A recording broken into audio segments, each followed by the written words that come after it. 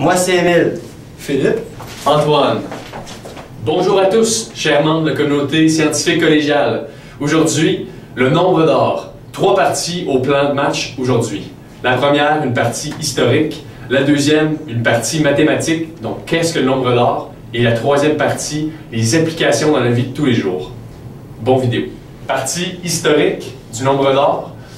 Premièrement, donc c'est le symbole Phi. On utilise Phi en l'honneur de Phidias, un sculpteur grec. Deuxièmement, on a Sextia Aurea, qui a été en fait amené par Léonard de Vinci, qui signifie en français section dorée, d'où nombre d'or. Passons maintenant à la partie mathématique de cette vidéo. À vrai dire, qu'est-ce que le nombre d'or? Il faut savoir que le nombre d'or est avant tout une proportion. Il est défini selon un rapport de longueur que l'on peut voir sur le schéma suivant. De sorte que le segment X sur le segment Y correspond au segment Y sur le segment X moins Y.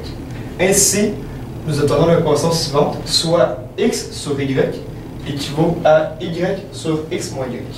De ce rapport, nous obtenons l'équation suivante, soit X sur Y à la 2 moins X sur Y moins 1 équivaut à 0.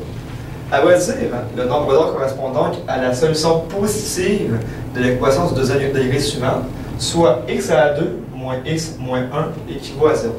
En résolvant, nous pouvons arriver à une valeur de phi qui équivaut à 1 plus racine de 5 sur 2, soit approximativement 1,618. Fait intéressant.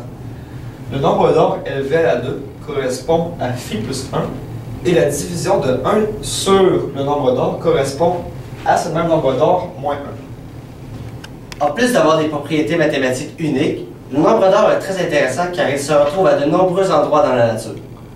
La coquille du Nautilus, le centre d'un tournesol ou d'une pomme de pin et même les cristaux de quartz sont des applications où la nature se retrouve à utiliser la proportion du nombre d'or.